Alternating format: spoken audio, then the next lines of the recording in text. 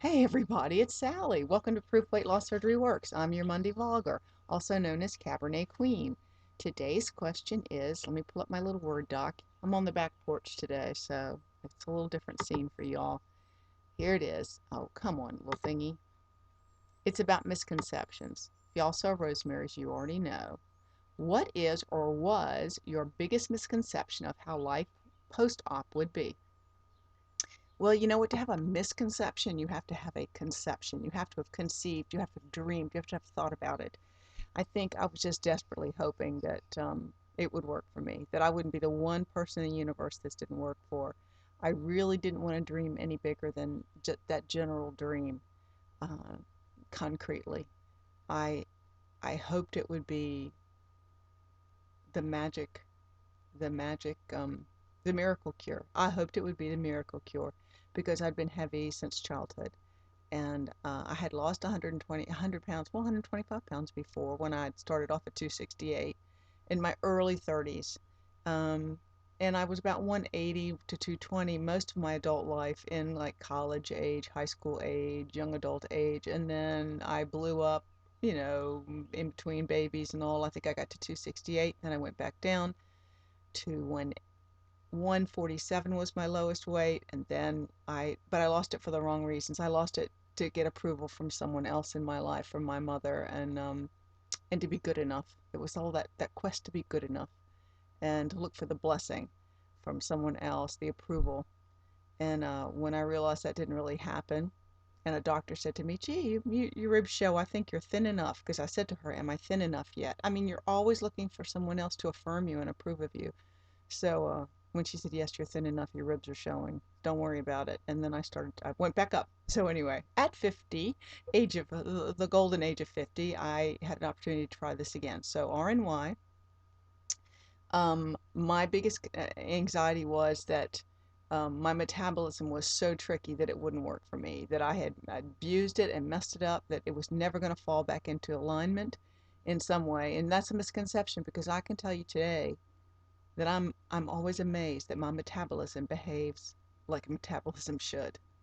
It's not super fast, but it's not what it was. And I feel like it has, I tried to ease into maintenance life, like I said, moderation in all things for me in a way that things are simple, so that my metabolism would not become overly dependent on excessive exercise or extremely low calories or any combination of the above, although I keep my calories pretty moderate, pretty low, about 1,000, 1,000, 1,100, 900 now, because I didn't want my metabolism.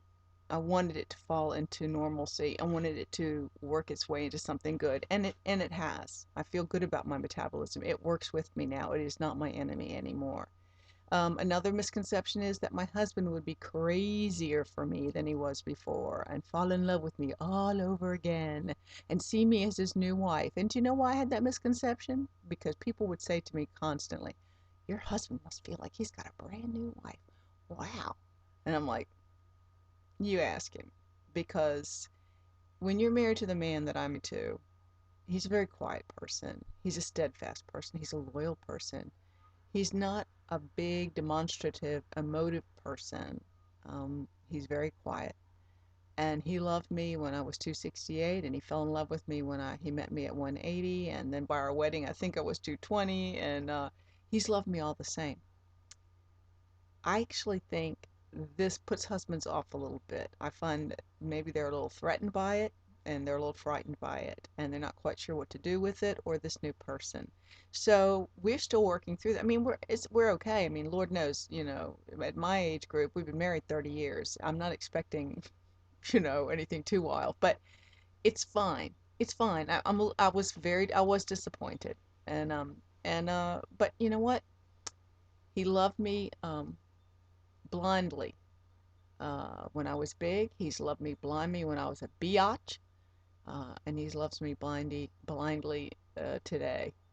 When I fixate and worry about, obsess over things like the plastic surgery and what did I do this and do I look strange or am I okay now? And so I will keep what I got. Thank you very much. my misconception was that my husband would go crazy for me. I mean, he does go crazy for parts of me that, thank you, Dr. Kiros, but next part. Oh, here's my last one. Oh no, two more. Another misconception I had was during my process of losing, I had this comment I kept going back to in my videos. It's called a self-fulfilling prophecy. I said it over and over. I don't want to be less than 147 because I was 147 before, like when I was 30 and lost the weight with Weight Watchers. I was 147 before and I looked emaciated. My ribs showed.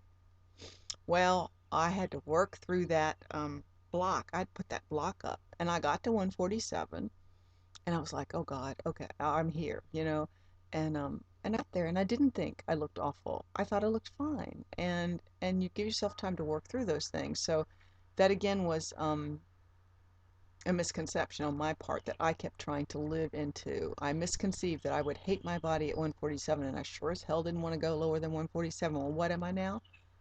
134, 133, 132. I even got to 128. So I that was a wrong that was a misconception for me because I needed to open myself up to whatever the possibilities were that my body was going to go to and go with my body. And when I agreed to that and cooperated, it's all worked out fine. It's all good. So that was another misconception that I set myself up ahead of time. I will not go there because I didn't like it before. Well, you know what? Don't block yourself because you don't know. I would have never known I could have gotten rid of my hips if I hadn't gone down another 20 pounds or another 15 pounds. Another 15 pounds. All my hips left at that point. So don't quit until your body's ready to stop. My last one is a really big one for me. Um, the whole time you're losing, you're worried about the losing before it's too late and the magic window's shut. There is no magic window. I mean, there is. It works better the faster you get to it, but it's not impossible to pick it back up and start over again. As my friend Nisi D on YouTube will tell you, she's stopped for a little bit and picked it back up, and she's going gangbusters again. So check out Nisi D. Regain and maintenance was impossible to avoid. That was a big one. You're worried about it, you're losing your weight and you're doing great, and then all of a sudden, the anxiety about getting to, goal. You got anxiety about goal.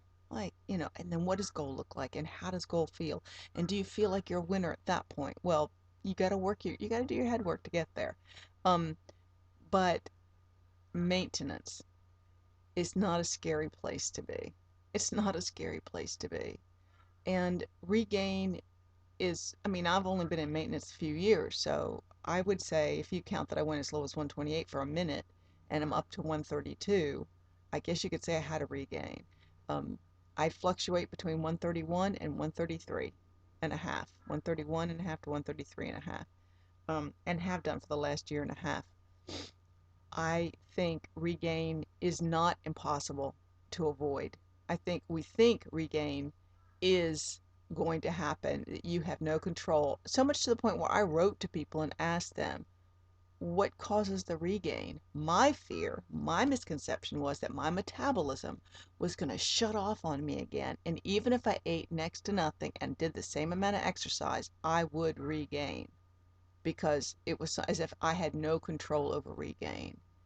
That's not true. That is a misconception. If you do the same thing in maintenance that you do when you're trying to lose weight and you relax just a tiny bit, not a lot, a tiny bit, you still journal, you still watch what you do, portion control, you still make choices, healthy choices, and live a healthy way, simple foods, clean foods, not a lot of starches or carbs, healthy carbs, not bready carbs, stuff like that.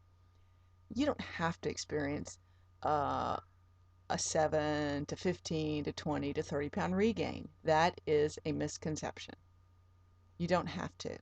The choice is yours. Um, find a way to make this a livable life choice for you, and you won't have regain. I mean, you might have a little regain, but it'll be because you made choices, not because it was impossible to avoid. Really, regain is up to you, not up to the universe, not up to your metabolism to turn on you after you've worked so hard to get it to work right. It's up to you. So that's it, guys. Those are my things about misconceptions and weight loss surgery before. but some of these were occurred during. So good luck on your journey, and remember, your proof weight loss surgery works.